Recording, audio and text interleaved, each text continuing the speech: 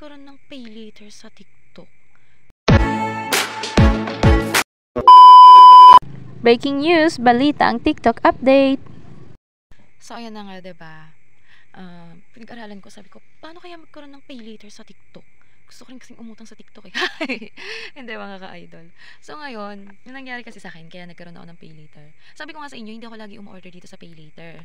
And then, until napadako ako sa live ni Mami Teen, ang Akia Apparel. So, magpapasko na noon. And then, sabi ko nga, di ba sabi ko sa inyo, nagkaroon ng pay later yung mister ko, pero nga hindi namin ma-active-active, nakailang pasa na ako, hindi siya inaaprubahan. And then ngayon nga, last December, naging active ako sa Toktik ng pag-order, kasi nga nakilala ko nga si Mami Tin, ang Akia Apparel. So, kids wear yung tinda nila kasi doon. Siyempre, magpapasko, kailangan ng baby ko, tapos yung pamasko sa mga inaanak, doon ako sa kanya bumili kasi napakamura, alam nyo yun, lalo kapag sale, 100 pesos, ternuhan, ay naku, sinasabi ko sa yung mga ka-idol tapos edi ayun nga, naging active ako sa kanya, and then bigla na lang nakita ko, ay, may pay later na ako, sabi ko ganun, pagkakita ko, uy, may pay later, mga nagkaroon ako ng pay later, tapos sabi ko, nag-isipan ko, sabi ko baka rin ako, ma-invalid din ako, kumbaga baka hindi tanggapin yung ko, yung pag-apply ko sa pay later.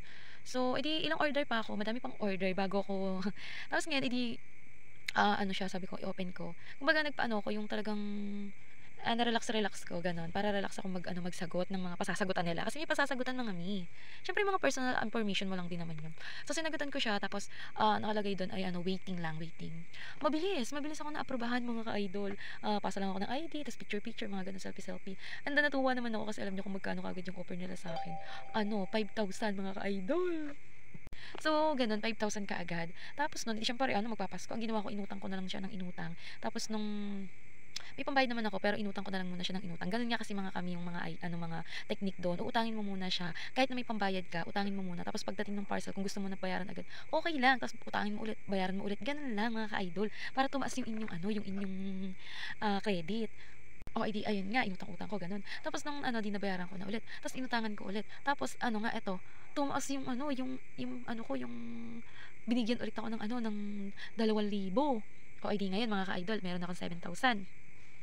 Tapos na muna ngayon. Sa susunod na video mo ulit malalaman kung ano yung kwento ko sa aking pay later dito sa ating Toktik account.